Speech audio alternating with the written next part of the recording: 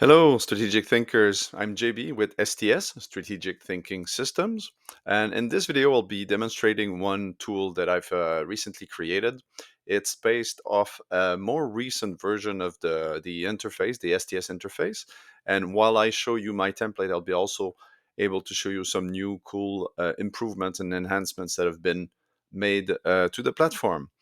So this one is again around sustainability, specifically how to assist your organization or the organization of a client taking the first steps in sustainability or on a sustainability journey, ESG journey. Also, if you want to broaden the scope. I mentioned in my previous video, I think I talked a lot about context, but really I want to emphasize that for me, as a practitioner in ESG and sustainability, context is king. Whatever you do, it has to be grounded in what works for you, works with your DNA of a corporate DNA or objectives. I'm a strong believer that there's no one specific path that you should pursue in sustainability. There are various ways of doing this, various ways of having a more positive impact on society and the environment. Okay, so here we are in the study. You'll notice I took a second to remove my headset. Feels more comfortable now. So what you're looking at now in under key characteristics of clients, size and type, and their stakeholders is really just a broad list of the basic contextual things that will be relevant for any kind of sustainability strategy or ESG. So let me go ahead and I won't read through everything. You're welcome to subscribe and join the fun by creating your STS account. That way, you'll have access to this. But I'll just select what works for the case I have in mind, which is the case of a small dental clinic. So I'll go and select between 5 and 100 employees, and we can also edit these a bit later, which I'll do. The key stakeholder for that SME is definitely the owners as well as employees and customer. I'm selecting these. Maybe it doesn't appear yet, but you'll see in a second that the select was done. Now the two other boxes that I've with some information I've created are ownership versus rental. You may wonder why this is relevant, but whenever you want to perform kind of physical improvements to your premises as a business owner, you first have to know if we have to know if it's a rental or a complete ownership structure. This becomes relevant when we're looking at the greenhouse gases, for instance, and the ownership of the power systems, for instance. So I'll select here for ease balance ownership and renting for that organization. And after we have the location footprint scenario. So it really the strategy will vary if it's for a multinational company or a small one. In this case, again, the example of a dental clinic, I'll just select one location. And again, the text, let's not pay too much attention to the precise text that's attached to that. We'll come to edit this. So I've selected all of this, and I'll just move this here under characteristics of CUS2. CUS2 is case under scrutiny 2. I just want to make sure this all remains very confidential, so I'm not putting any names. But here I'll just go and select the terms and just click copy at the end. So all the information I've clicked through will now be moved to that characteristic of CUS2. And once that's done, it's taking a little bit of time, but not, here it is. I'm just looking now at this, which is the sustainability issues of material importance to the dental clinic in question. So the material issues are something that ESG and sustainability practitioners will know by heart almost, but for people who are less, let's say,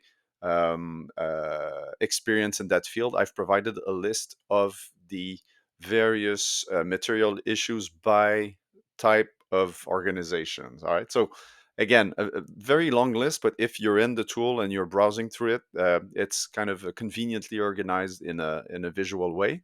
So you can see here a bunch of different organization, financial services, healthcare, and in this case, healthcare services is what is indeed the most suitable, let's say, proxy for a dental clinic.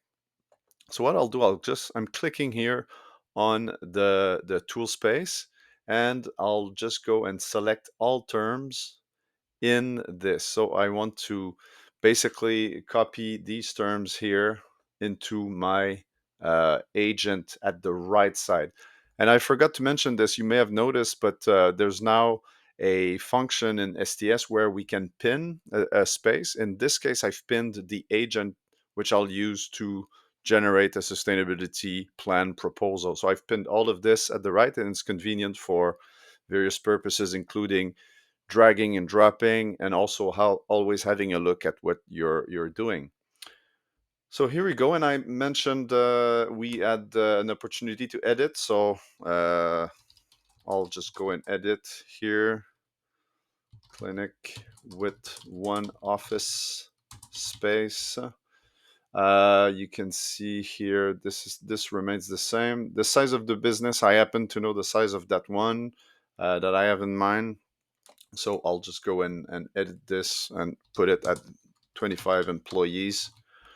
And again, you may notice I started from this very broad, menu of options, which I've now selected. And now in the next steps, we'll go even more specific. So I have all this. I'll go back up, and here in that's the agent space. Just under that, we have input. And if you're familiar with the way STS works and previous videos, you'll know that this is where we can instruct the agent where to look for in order to have contextual information. So if we've directed the agent to look at these three, and what remains for me is just to enter a prompt, which I'd prepared before. What would be a low cost five step plan, over 3 years to enhance the sustainability profile of this case under scrutiny? So I'll just go and hit enter.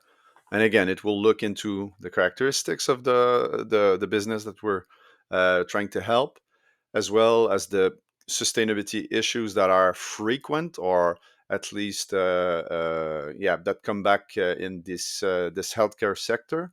And I've also asked it to look at best sustainability practices for dental clinics in Quebec. So this is where the agent will go and look on the web, for instance, for answers. All right, so you can see here we have that proposal, which start. I'll maybe go through it quickly since it won't necessarily be appearing with your prompt. But conduct a sustainability audit for year one. We're starting from scratch. Again, the first step, which makes sense. Develop a sustainability plan that would probably measures to reduce energy and water consumption. And water consumption is a good one because if you've seen how a dental clinic operates, there's a lot of water that's being used in your mouth and and as for more common uses as well. Electronic waste, that's probably has to do with all the electronics and equipment that's used in a dental clinic. Right. And the rest of it, yeah, kind of makes sense as well. And again, low cost because, training, well, of course, there's always a bit of a cost to training, but in this case, it seems to make sense. And monitor and review. So again, this is just a starting point, but it's a pretty good one if you ask me. So you could start with that, and that's where you would go, for instance, and engage with your key stakeholders and ask them what they think about this, what makes sense. I could further refine this by asking the agents to establish a cost estimate. It could be based on the budget of the yearly budget of the clinic or other piece of information, but we can obviously dig down a lot deeper using this. So, but it's only been I was able to perform this in about 10 minutes based on the input information that I had generated. So was just to show you the power of the tool and what you can achieve with this. So again, this is JB from STS. If you like these small tutorials and explainer videos, hit subscribe, and also make sure to visit our website. We'll put a link in the description where you can request your access and start playing with the tool and doing good work. All right, cheers.